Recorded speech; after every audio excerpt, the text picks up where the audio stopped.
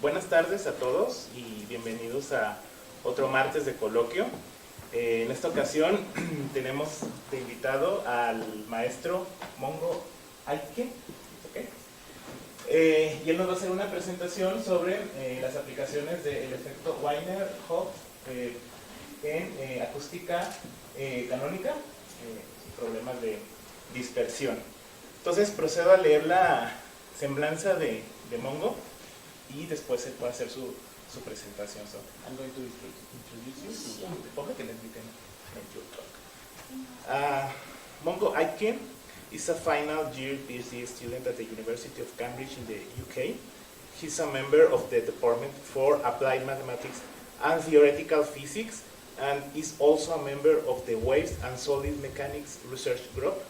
His research focuses on the application of the Wiener Hopf methods to problem of acoustic scattering, with secondary research interest in metamaterials, engineering, and materials science. His PhD is being supervised by Professor David Abraham and Nigel Pick. So, Mungo? Thank you. Hello.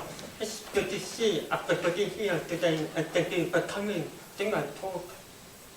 So, as I said, I'm going to be talking about the Wiener Hopf method. It is going to be applied to scattering problems. So, if you do research in acoustics, one thing that we have in common, if we have a body, how do acoustic waves scatter of it? But if we have a body like this, how does the scattering field look like? Now, there are two ways of answering this question.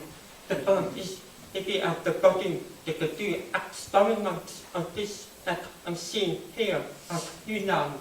But they got somebody who's playing the trombone. And they could do experiments to see the droplets coming out. But I don't do that.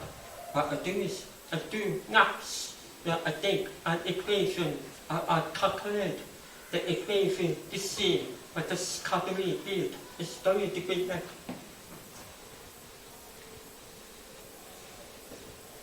And we've already heard some of this stuff. I would just say that I'm a visitor here for 2 weeks with Kaplan, and I would just say thank you for having me. Have a really good time here in Analytical. And what I would talk about today is I would give you an idea of the big picture of my research. I'm trying to give you some physical equation on the calculations that I do, which is going to be difficult to understand. And the hope is that it's going to be accessible that anybody who is doing research in acoustics. So, a structure is how do we go from a physical problem to a next problem, and then how do we go backwards? The idea, the equation is so big. How can we then use that to predict how a scattering field is going to come out from the body? By going from the physical problem, I have to make assumptions, and they will make the problem easier to solve. But it's still going to be difficult. I will give you some examples of canonical scattering problems. And then I will give you the highlight of the Wiener Hopf method, which is the main tool that is in my research. Then I'm going to tell you about how David and Franz, my supervisor, have come up with a new way. I'm using the Wiener Hopf method to solve the Sommerfeld problem, and then we could talk about how I use the same idea for other problems. This is the Sommerfeld problem, are about the same, have used the same ideas. It's shown that the extension of the semi-infinite plane of thickness of these two are the same. It's that this aspect of physical thickness, whereas the Sommerfeld problem doesn't have the thickness as a sheet. So, when we start with a math problem, let's start with the wave equation in 3 dimensions with the velocity. And this is the wave equation, where C is the speed of sound, and this symbol is the brightness of the wave. Now, this is a second order causal division equation. You need 4 pieces of information. So this, because we've got 2 causal quantities, we need 2 boundary divisions. And for the down derivative, we need 2 initial divisions. So if we put it together, that's 4 boundary divisions. And we also use the Sommerfeld ideation division to make sure that we have physical solutions, because if the very far away, the solution should decay as they go far away. Now, for this equation with these boundary divisions, it's too difficult for us to solve. It's that if we model it with numerics, that if we do numerical modeling, that's quite difficult, and it takes a lot of computer power. So we want to make it simpler, so that we can get some understanding of the physical structure of the solution, and the asymptotic structure. What does the solution look like as you get further away from it? If you do it at the computer, you don't know that it's only if you sit down and do the calculations that you get an idea of how this works. So, instead of solving the wave equation, what we do instead is we make some assumption.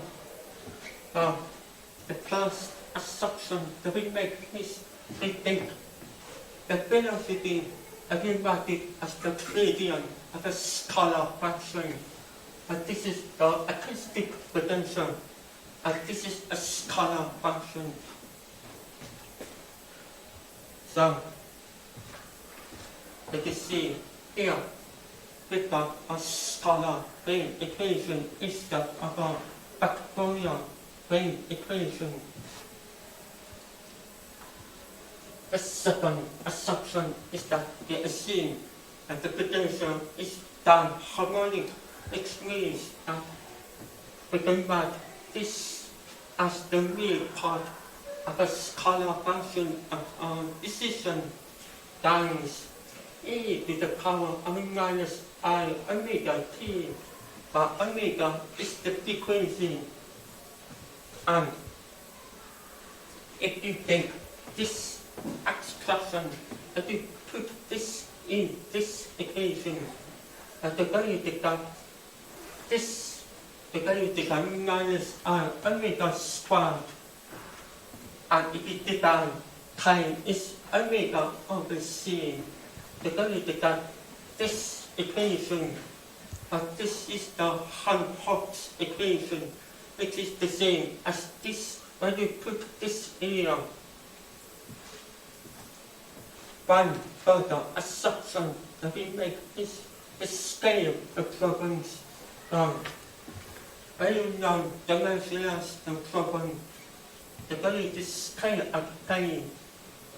So what we've done is we've gone from a second order partial division equation with 4 divisions to the same order with only need 2 boundary divisions, which is easier to solve.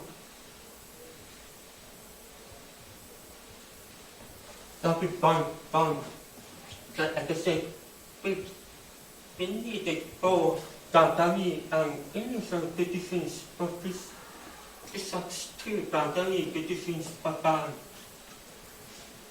And what we do is split of some of the two dimensions to make it easier to solve. Now the assuming that the sum of the is uniform in the third dimension. And if we do this, the vectors operator is going to be two-dimensional, that in Cartesian coordinates, they're going to have this expression.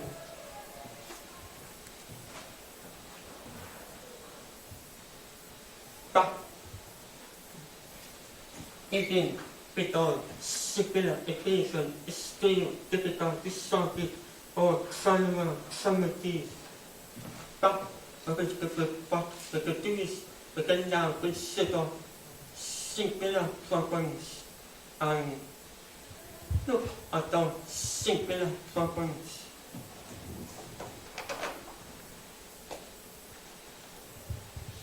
So, if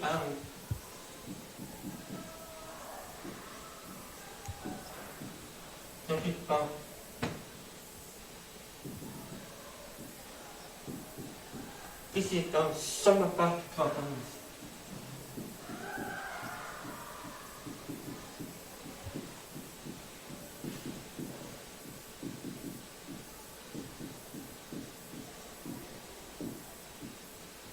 And we've got a Sommerfeld problem. We've got this is going to be the plate of finite thickness. And we have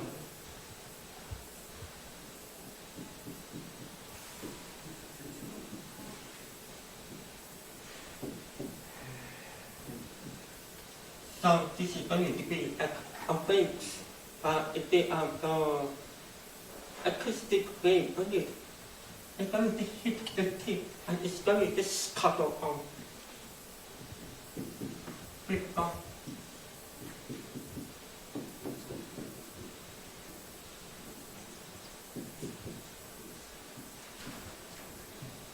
This is the acoustic depth with the barrier in it.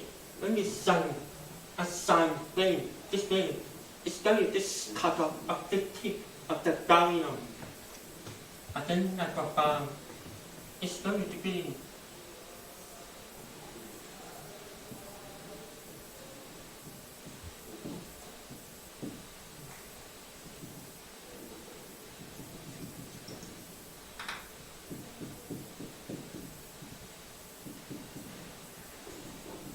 so this is 3 dimensions, and this is the corridor plane.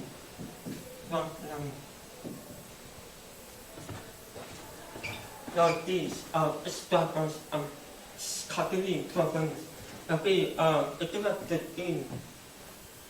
But the simplest struggle that I'm going to talk about today is going to be the Sommerfeld problem.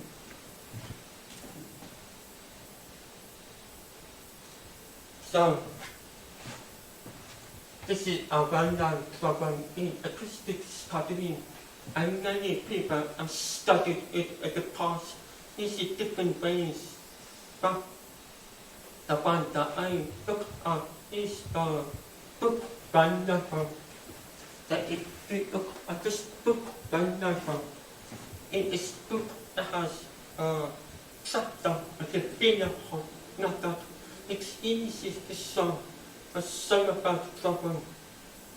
And the idea is that these complex analysis methods, such as the Fourier transform and analytic continuation, is solve the problem. But the thing is, they did a common with the new way of using the same method to solve the Sommerfeld problem, which is easier, and more elegant. a difficulty about this approach is that this puzzle box, or this problem, and this problem, and this problem, that they can study any of these problems. And maybe this one too, I don't know.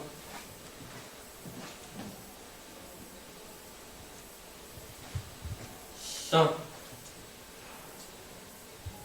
the key about the Wiener Hopf method is that if there are problems with misboundary conditions, so if you are it's going to be down here.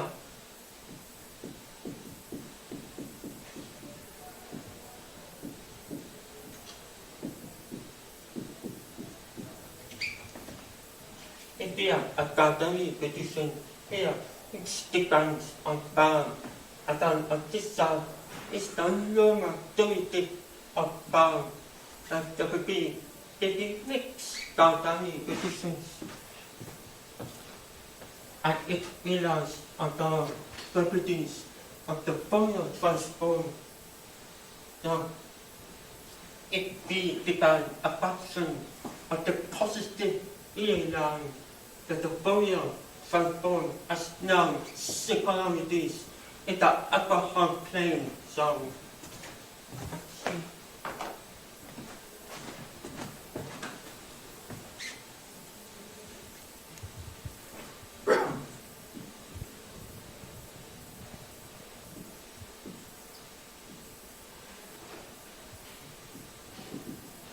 So, if this is the upper half plane, then this means the unknown singularities in the upper half plane. And if you have a function that is defined for the negative real axis, I do the unknown singularities in the lower half plane.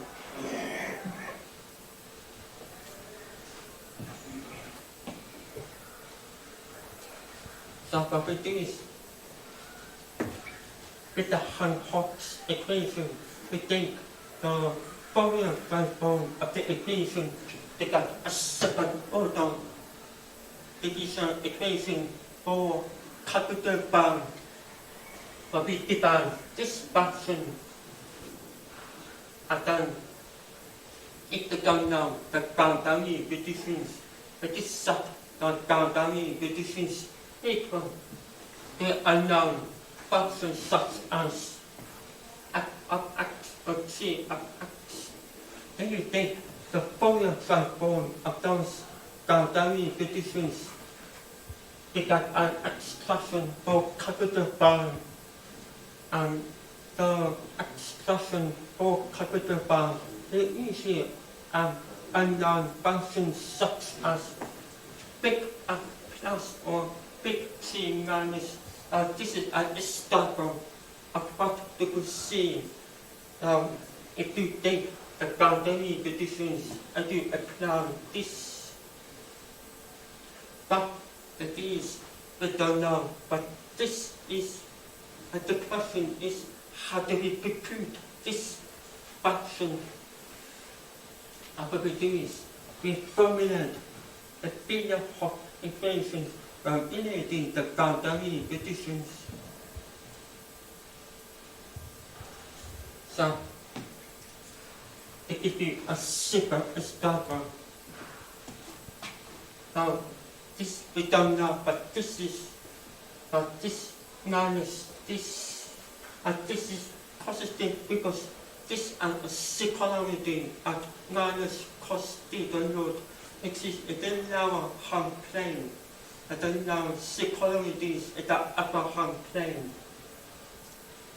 Now what we have is the left hand side is analytic in the upper half plane, and this is analytic in the lower half plane. And what this means is that there is real steering from complex analysis is such both of these equal to an integral function. E to R. Now, when we do the calculations, the function is usually zero, but that always that it but we for this talk we're going to assume that it is zero. Now if this is equal to this, which is zero, then we can rearrange because this is equal to this. And now we know what this function is, which is this. And we can now think the inverse Fourier transform of capital bound take a small bound. Now, what we've done is, what we're doing this, what we've done is the bound something the wave equation or u, which is the three-dimensional function, is something a second one-dimensional integral of bound. And this is the inverse Fourier transform. And we actually know this now because so if this is capital bound, and we know this, that we can invert the Fourier transform. Now, so it is. I'm going to show you how we apply this to the Sommerfeld problem. Now,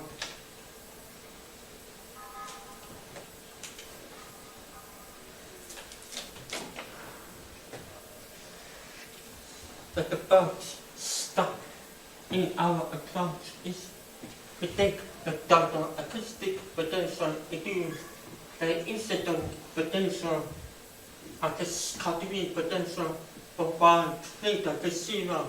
As you can see here, we've got this is equal to this, but for one less than zero, we've only got this function.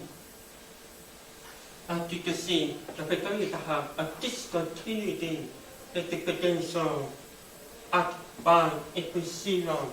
Now, these two means that the potential is continuous, but if we consider the incoming potential, that is going to be a discontinuity, which is what we need for our approach, because then we got forcing.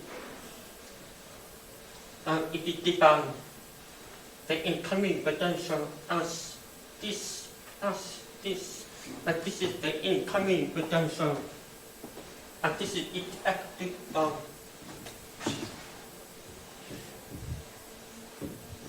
It's going to be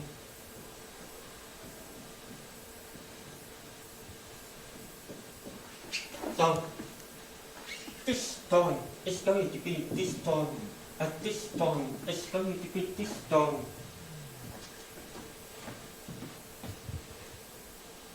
Now what we do is we split the because you can see that this is symmetry in bound about this line.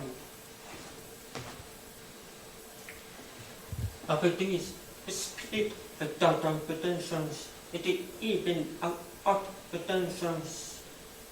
But this is even, but if you take minus 1, it's going to be the same as this. But if you have the odd potential, when you take the minus sign, they're going to get the minus sign here. And what we do is 4, 5, 3 to 0. This is the even potential, and this is the odd potential.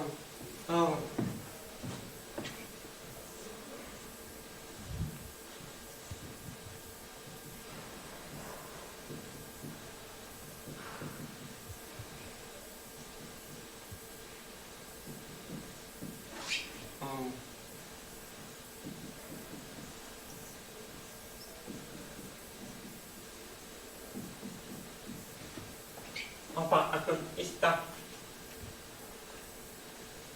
so you can see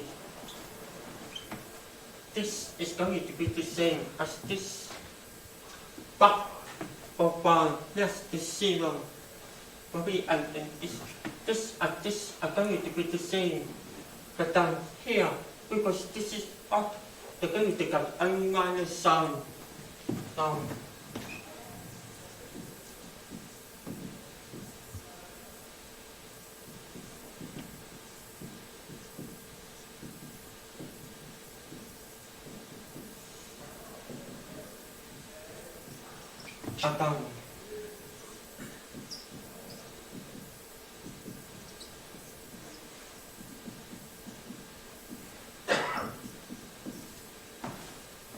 As you can see, is that doing the boundary between on this line, it turns up this two instead of the double scattering field.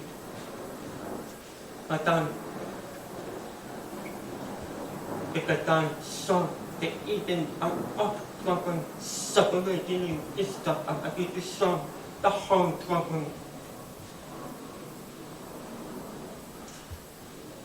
And it turns out that if you do the calculations, the even problem is up at the bar. And we don't have to do any calculations to see this, because what happens is when you see the dynamic conditions that they have, this is equal to zero at the bar, which implies that the transform potential is zero. Now this is why you need mixed dynamic conditions for the application of the Wiener Hopf method. Because we know that the scattering field is the sum of the even and odd potentials, but if this is zero, that we only have to consider the odd problems.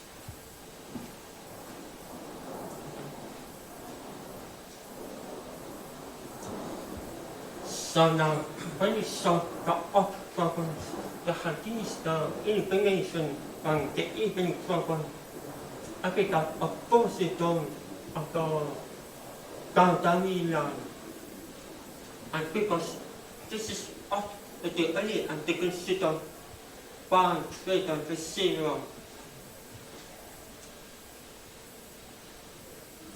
We don't think the Fourier transform of this equation of the odd potential between this term.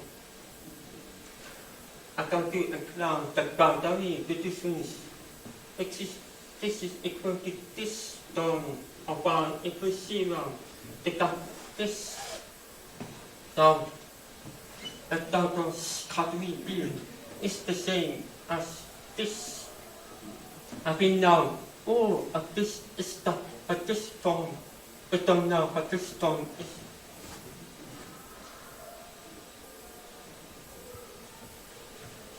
So we know what bar is, but now we don't know how to do with this function. And we find this by equating the transform boundary conditions using this relation. At the end of it, this is equal to this. But you can see that this is minus and this is plus. But this is neither plus or minus. And I have this split without I have this separate. Now what we do is we decompose this into plus and minus. And then these column in reverse. And if we do this calculation, it's horrible. Then they got this expression and they pay these. This is minus and this is plus. Then now, but then this being Stephen is such part of these equal to an entire function which is equal to 0. Now, if this is equal to 0, then they can rearrange the band C plus x. If you do this, because this expression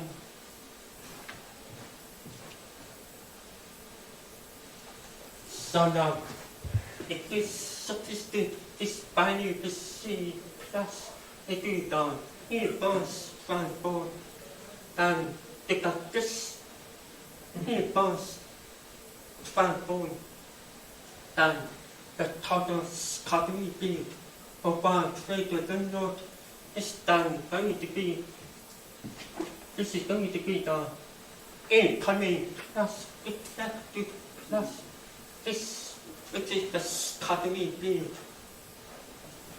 And if you look at the book of number, then you're going to see that this is exactly the same as this apart from some constants which are different because with the different dimensions. So let's see.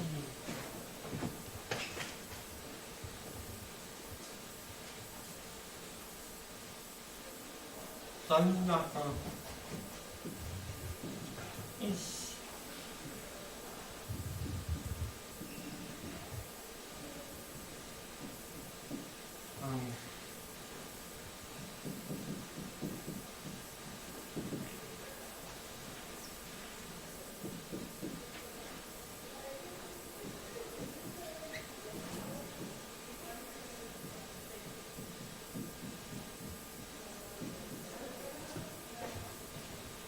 but this is if you look at the expression in number, you're going to see that this is going to be different to this.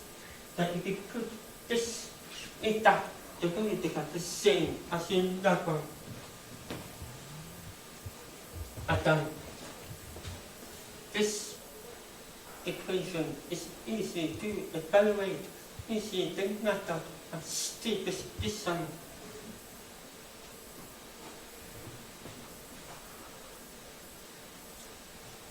I think so now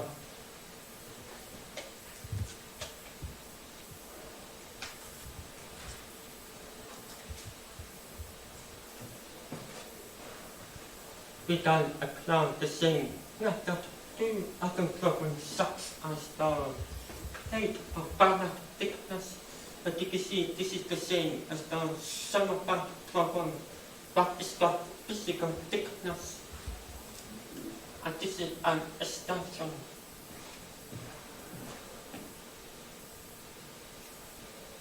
Now, David Crighton and Leppington wrote a paper about this in 1973.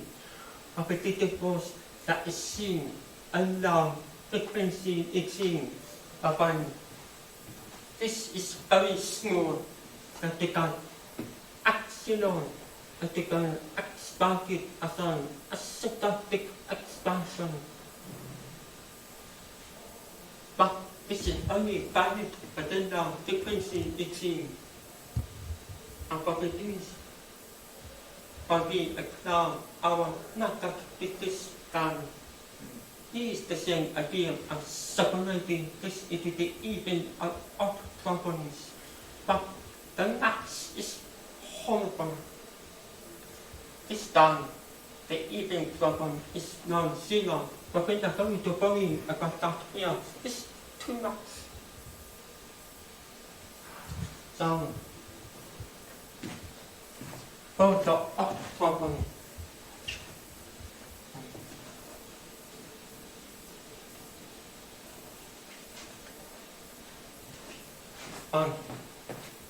so for the odd problem, what happens is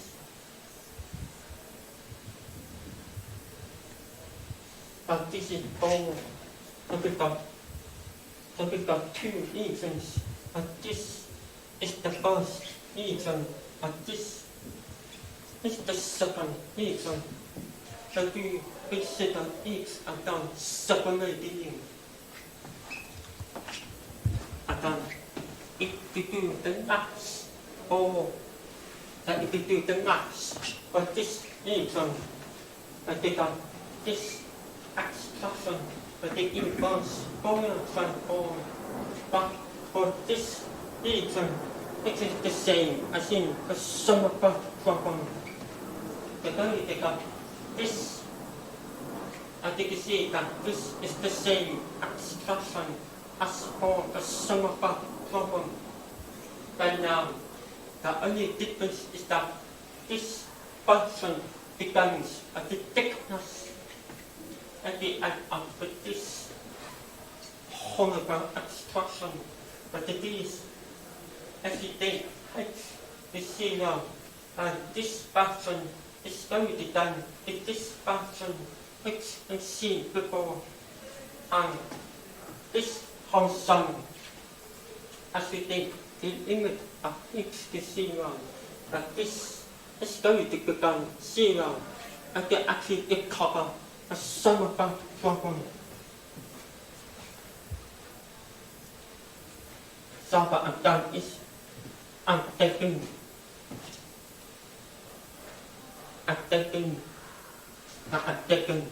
these two expressions and I'm plotting down a kind of Sommerfeld problem to compare how the two are similar.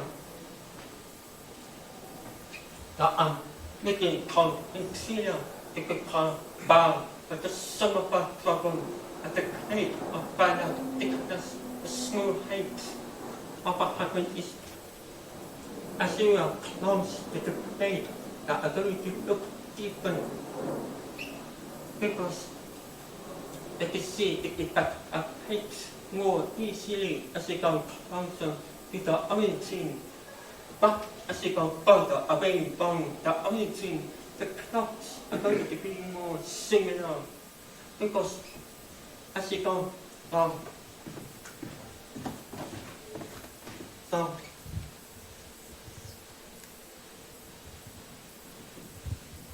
if you are here, you're going to see this thickness, but if you are here,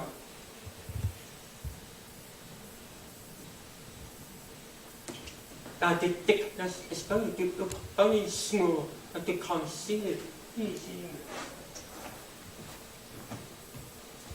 And actually, what they will notice is that if you take h to be big enough, that actually got on these cut on marks. But the count needs to be multiplied by these because as you got h is thicker, and the points move closer to the point of the criticism issues. I see.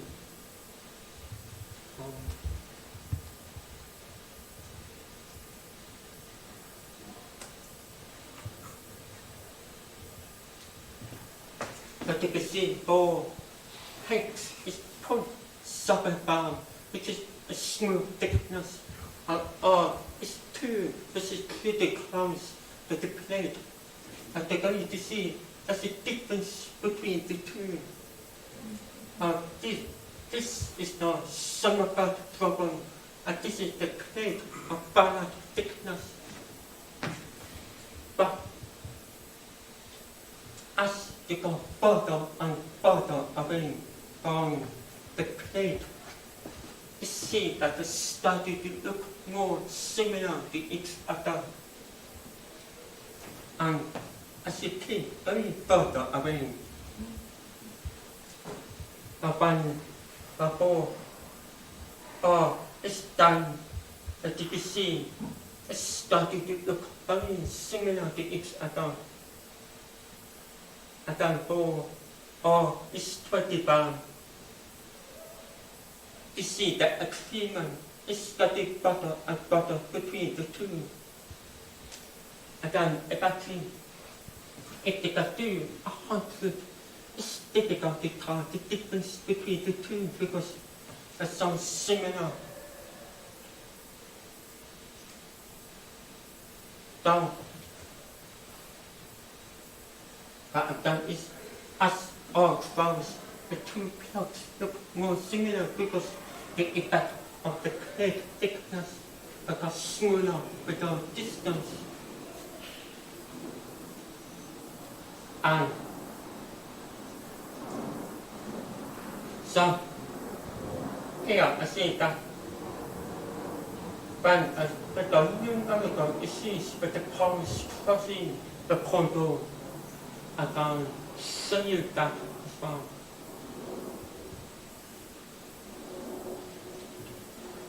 So, if there are the coordinates, these are the poles that are on the rear axis, but as you think, the thickness degree larger. Now, if that these poles and these are going to move with the rear axis as the height gets larger. Now, if you take a very small value of h, which is the same as the Sommerfeld problem, if that but in another node, it is going to be the same as the Sommerfeld problem. But again, as you take h thicker, the very thicker, this is the first cut on mode. And that if it keeps increasing each, and they're going to get a second zero. And this is the second cut on mode. And it can keep going. And you can see that as you take h thicker, they're going to get more and more poles at the rear axis, and they're going to get closer to each other. And when the poles are too close to each other, it's difficult to handle them numerically.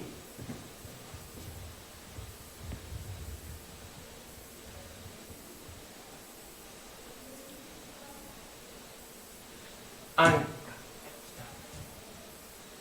the teacher, people at least know PhD and how to do apply the same method to this problem of now I'm going to apply the same method to this problem of the dial in a duct. And that's not talk. So the people is studying.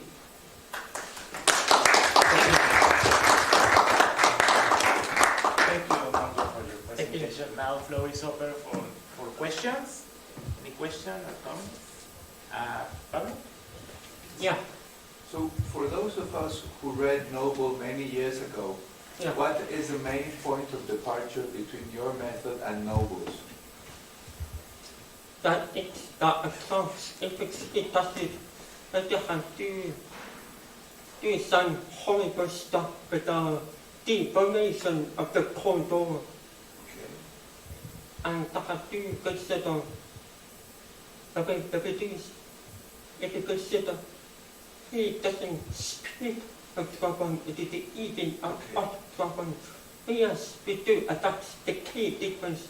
If we split it is the even of odd, and that makes it much easier to solve it. So is that idea taken from the Crighton and Leppington paper? Yes, now, Okay. it's the same idea, but it don't fasten and having about it. No, Well, no, but 30 years ago. I can sound in the kind of what it is.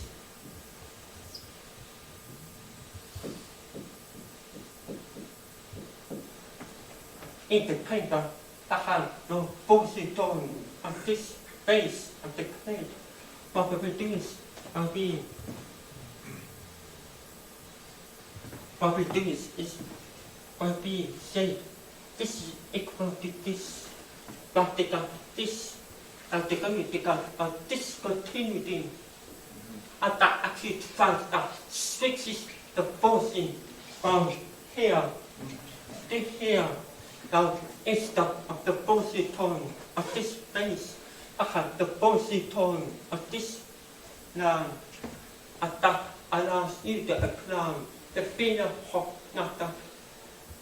So that's the key reason that our approach works, because we are switching the bossy from here to here, and that's the case that if they don't do that, they can't apply our method.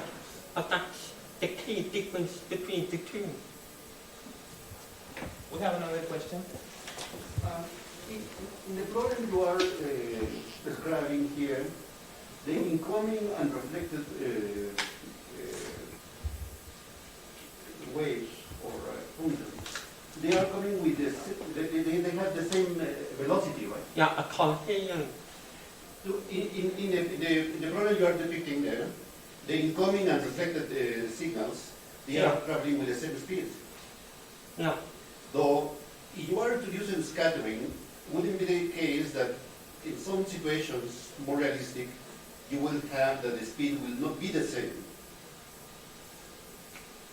I mean, the incoming speed will not necessarily will become the same speed as the scattered. Yeah. So in that case, the method might not be as it is described here, because the boundary conditions will change. That's a good question. I haven't thought about that. Yeah, in fact, what you will have is, rather than having a phase velocity, you will have a group velocity. And it will depend on how large is the change in the speed from between the incoming and the outgoing wave.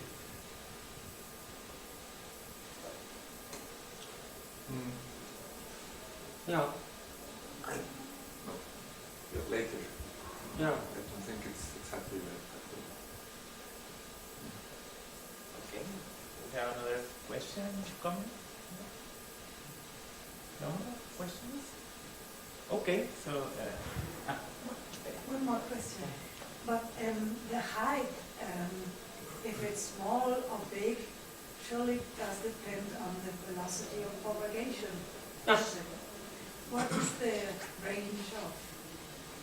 The range of the thickness. Of the velocity, thinking towards the same direction of the question mentioned there? Which one is the scale within which this thickness will give you that the speed will remain unchanged? That the change, the thickness will not. Yeah. Which one are the limit conditions for the thickness?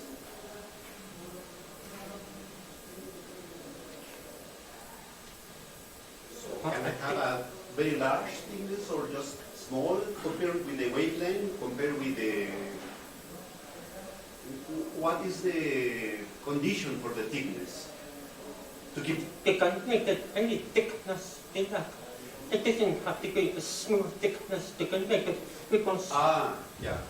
Because It depends on the roughness. if they make the thickness thick enough, it's going to look the same as... Yeah, another problem, yes. I could do that now.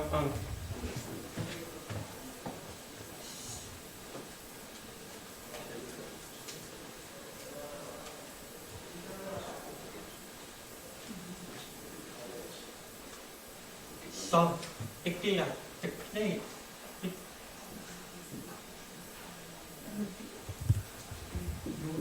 then as you think things, the ability,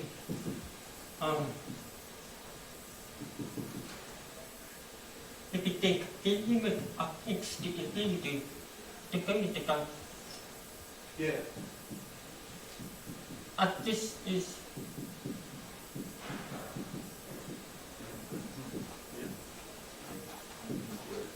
that this is the infinite range, Yeah. which we already know other people and studied this, they have a solution for this. This is actually good at a sorry, yeah. And then have you checked to see whether you can get the solution for the infinite wedge as a limit case for your So, thick? as you take the plate, and you think that it's big enough, it will look the same as the solution Okay. with the infinite range. But if you go the other way, if you take it small enough, you get a Sommerfeld problem. Okay. Now, this is the in-between case is in between a Sommerfeld problem and infinite lengths. And then the poles move accordingly, depending on the width of the Yeah. Yeah. So then your lower limit will be the roughness of the surface. Yeah. If the surface is too rough, then you need a large thickness to make this valid. Yeah. Yeah. Okay, no, thank you. Thank you. Okay. No more questions? Thank you so much.